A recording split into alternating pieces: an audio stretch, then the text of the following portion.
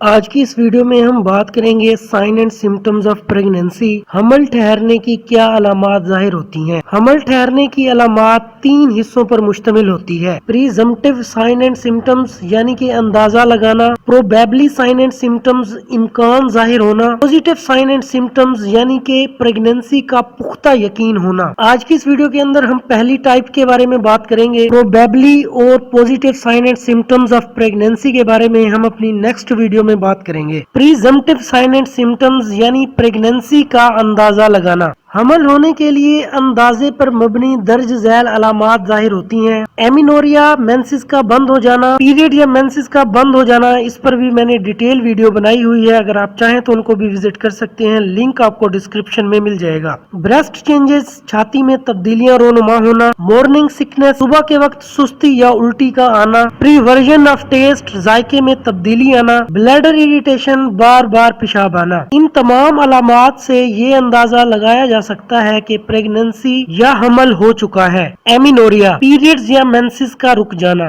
اگر بالغ لڑکی یا شادی شدہ عورت کو پہلے ماہ باقاعدگی کے ساتھ مینسز آتے ہوں، پھر ہم بستری یا سیکسول انٹرکورس کے بعد مینسز کا آنا بند ہو جائے، تو اس بات سے حمل ٹھہرنے کا اندازہ لگایا جا سکتا ہے۔ اگر اس سے اگلے مہینے بھی پیریڈز یا مینسز نہ آئیں تو یہ زیادہ تسلی بخش اندازہ مانا جاتا ہے۔ بریسٹ چینجز، بریسٹ پر نپل کے گرد کی رنگت گہری ہو جاتی ہے، بریسٹ کا سائز بڑا ہو جاتا ہے، ان میں خون کی سپلائی یا حساسیت سینسٹیوٹی بڑھ جاتی ہے، بریسٹ کو دبانے سے درد پیدا ہوتا ہے۔ مارننگ سکنس، 50% عورتوں کو حمل ٹھہرنے کے 4 سے 14 ہفتے کے درمیان صبح کے وقت نہار منہ، الٹی یا وومٹنگ آنے کی علامات پائی جاتی ہیں۔ بلیڈر اریٹیشن، حمل ٹھہرنے کے 6 سے 12 ہفتوں کے دوران بچے دانی کی جسامت میں اضافہ ہوتا ہے، اس اضافے سے مثانے کے اوپر دباؤ پیدا ہوتا ہے، بلیڈر کے اوپر دباؤ پڑنے سے بار بار پیشاب آتا ہے۔